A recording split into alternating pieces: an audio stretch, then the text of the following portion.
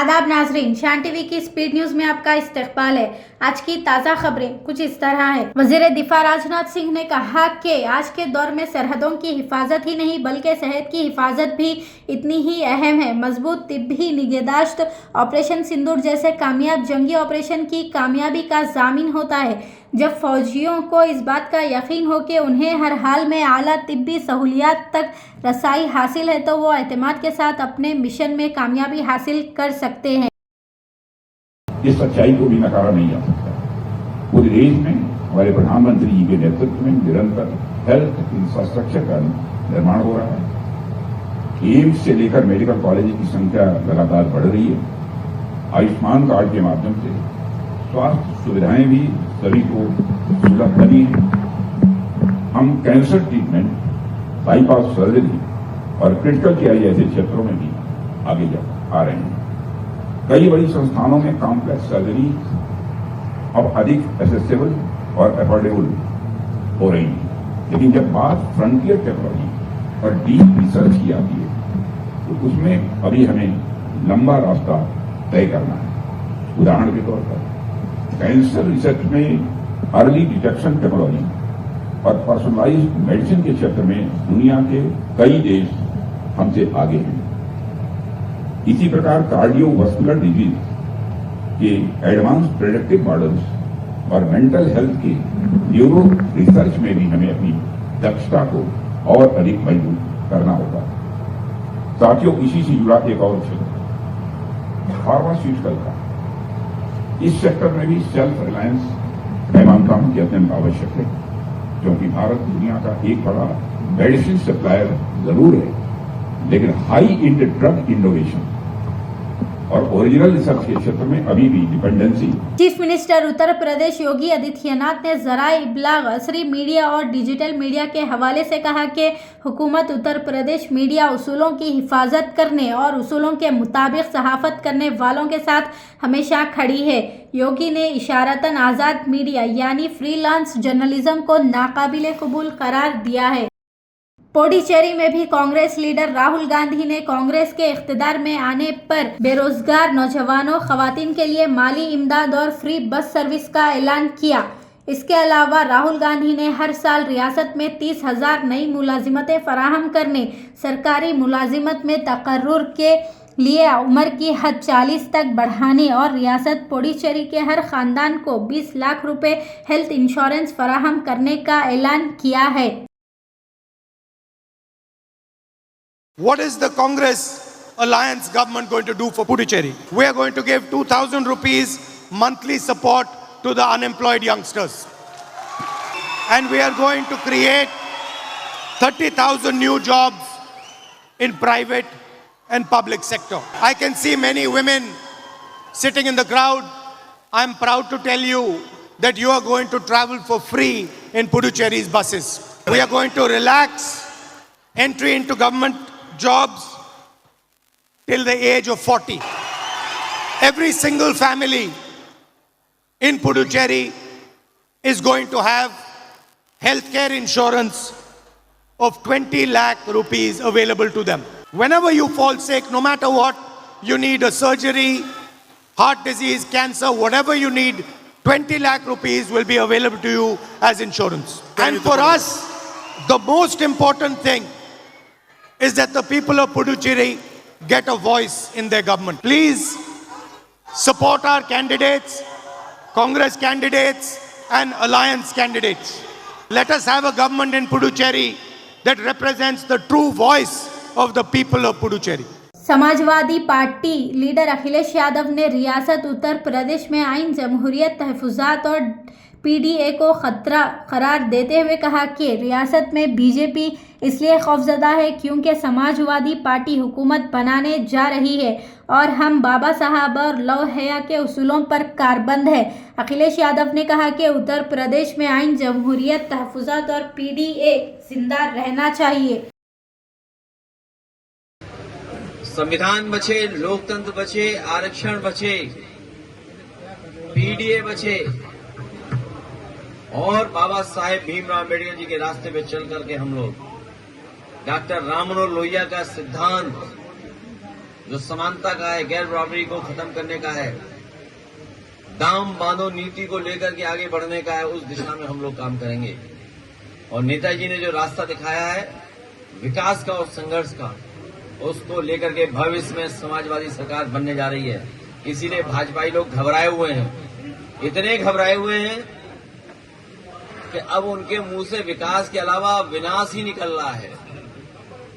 विकास कम गिना पा रहे हैं। अच्छा, विकास गिनाने निकलते हैं तो गलती से समाजवादियों का ही विकास बता देते हैं।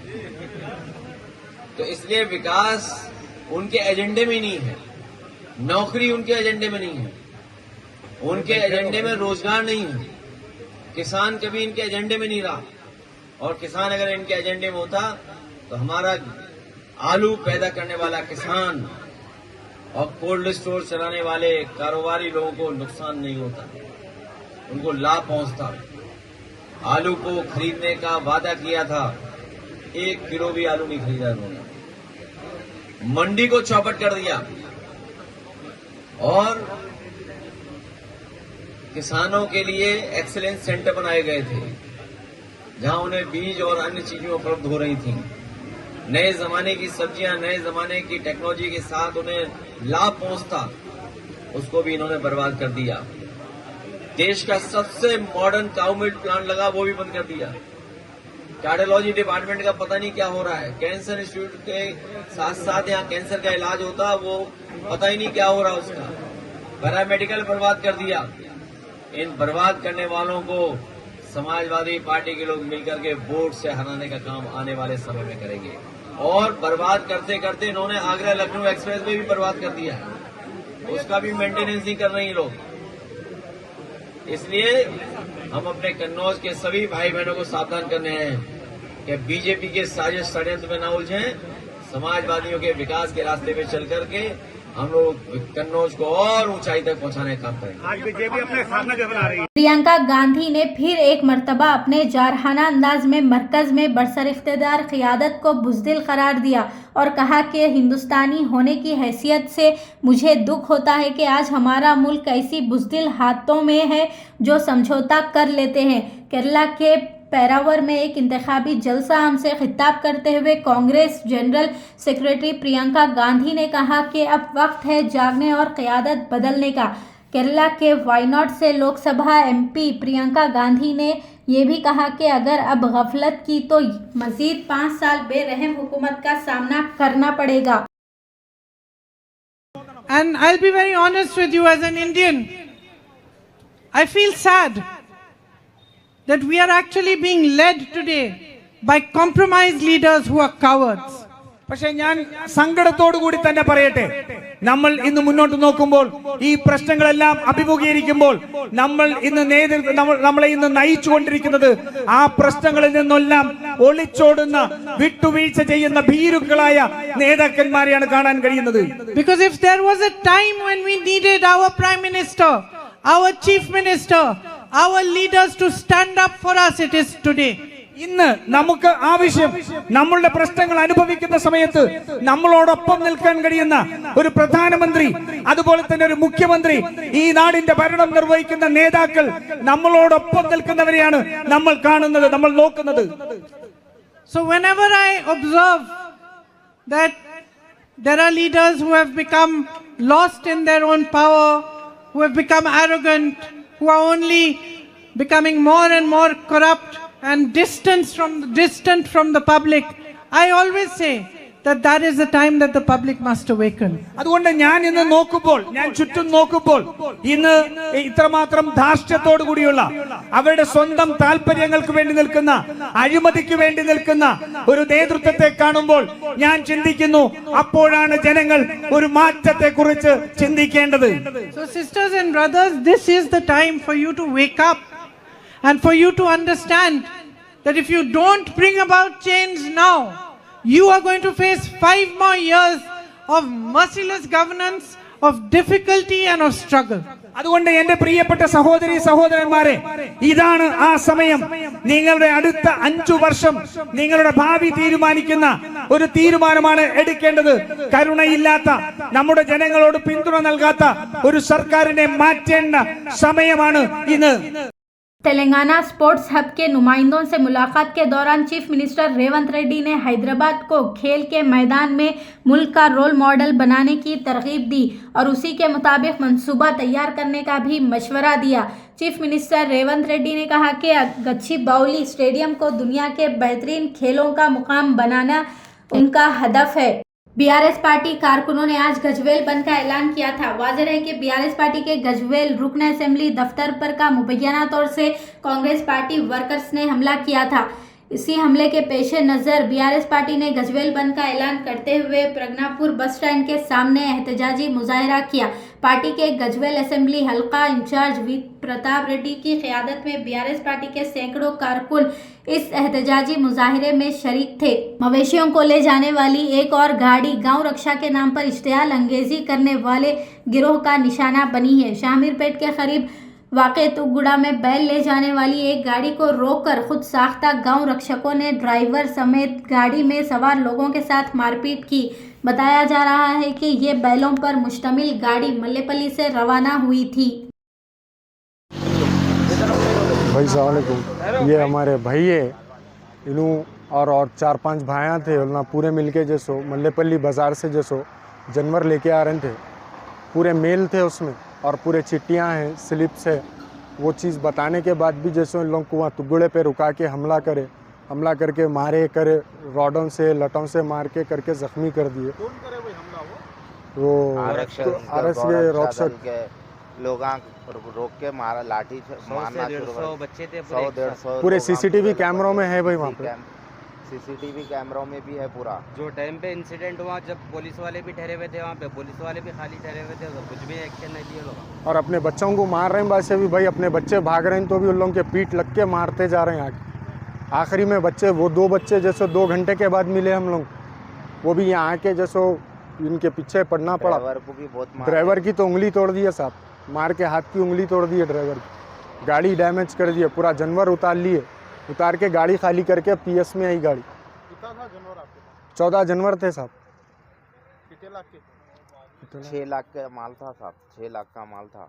आए दिन ये हादसे होते जा रहे हैं, हर तरफ होते जा रहे हैं। फिर चिट्टियाँ हैं, सब है भाई, चिट्टियाँ भी है उसके, वहाँ से बाजार के चिट्टियाँ हैं, मेडिकल चिट्टियाँ हैं, हर वो चीज़ रहने के बाद भी जैसो ऐसा हो रहा। कंप्लेंट करे आप? हाँ साहब, अभी कंप्लेन करे। कौन से पीएस में करे? पहाड़ी शरीफ पीएस में करे। ऐसा ही साहब जैसो कल सुबह में आता हूँ, बोले कल सुबह आओ बोले पीएस को, वही अभी कंप्लेन दी है, अभी निकल रहे हैं। बल्दिया ग्रेटर हैदराबाद की जानिब से 99 दिनों के चैलेंज के हवाले से नेकलेस रोड पर हिफ्ज़ाने सेहत को फ़रोग़ देने के मामले में एक शऊर बेदारी प्रोग्राम मुनक़िद हुआ। रियासती वज़ीर सेहत दामोदर राज नरसिम्हा ने भी इस प्रोग्राम में शिरकत की।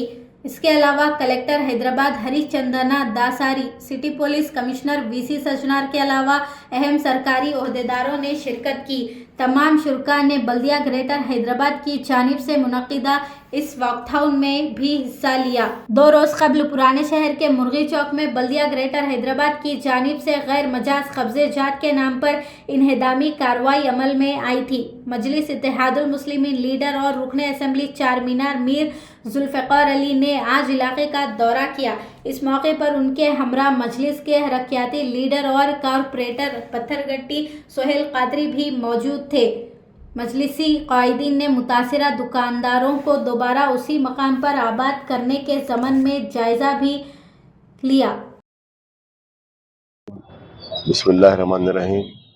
नखीब मिल्लत अलहाज बैरिस्टर असदुद्दीन ओवैसी साहब MP और सदर कुल्ली मजलिस इत्तेहादुल मुस्लिमीन की हिदायत पर अली जनाब हबीब मिल्लत अली जनाब अकबरुद्दीन ओवैसी साहब कायद मुखन्ना MLA की निगरानी में जो कल बल्दिया की जानिब से चौक महबूब चौक मुर्गी मार्केट के पास जो क्लॉक टावर है उसके अतराफ में जो कुंजी वालों के चाबियाँ वालों की दुकानें थे, बल्दिया की जानिब से तोड़ा गया।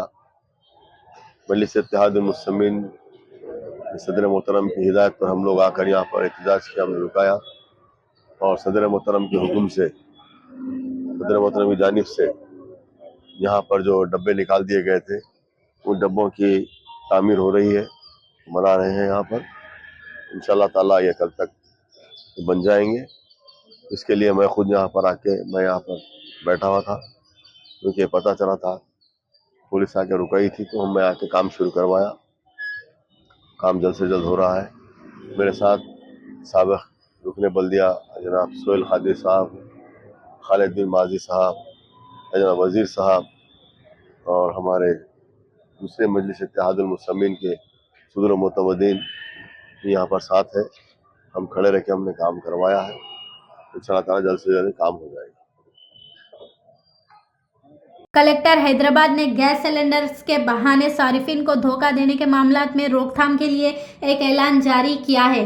कलेक्टर हैदराबाद ने अपने सोशल मीडिया हैंडल पर एक पोस्ट किया जो consumer affairs, food and civil supply department के टोल फ्री नंबर 1966 पर मुश्तमिल है। इस पोस्ट में अवाम से अपील की गई है कि वो सरकारी फ़ोन नंबरात पर ही यकीन रखे और इसी के ज़रिए अपनी पकवान गैस की बुक कराए। मगरबी एशिया में जारी तनाज़े के बाद से जहां पेट्रोल डीजल के साथ ऑटो गैस और पकवान गैस की किल्लत हो रही है, वहीं स्कैम करने वालों के लिए भी सारिफिन को ठगने का ये मौका बन गया है। चाकुओं और पत्थरों से हमला करके नसीर उर्फ नब्बू नामी एक 23 साला इलेक्ट्रिशियन को कत्ल कर दिया गया है। कत्ल की ये संगीन वारदात बालापुर पुलिस स्टेशन हुदूद के शाहीन नगर की वादिया सोहेलीन में पेश आई। बताया जा रहा है कि नसीर को उसके ही दोस्तों ने पैसों के तनाज़े का लालच देकर बुलाया, फिर चाकू और पत्थरों से हमला करके बेरहमी से कत्ल कर दिया। पुलिस का कहना है कि कत्ल की वारदात में मुलव्विस अफराद की तलाश जारी है। पुलिस स्टेशन लिमिट्स में वादे ही सालिहीन एरिया में एक मर्डर हुआ बोल के हमारा नाइट ड्यूटी ऑफिसर को मालूम होते। बाद में उन्होंने आके देखते, इधर एक घरों के बीच में एक 23 इयर्स का नज़ीर बोल के बच्चा है, उन्होंने इलेक्ट्रिशियन है, नाइफ इंजरीज से पड़े हुआ है। बाद में मालूम इंक्वायरी करते मालूम पड़ा फ्रेंड्स पूरे मिलके मारा बोल के, और चारों का नाम दस्तगीर, फाहद एंड इलियास नदीम है। ये मनी डिमांडिंग कर रहा है और वो लोगों को भी मारता बोल के बोलते। ये पूरे मिलके इसको नाइफ से और पत्थर से मारा, उसके वजह से। नाजरीन, स्पीड न्यूज़ का सिलसिला यहीं ख़त्म होता है। शान टीवी की सारी टीम को दें इजाज़त। खुदा हाफिज़।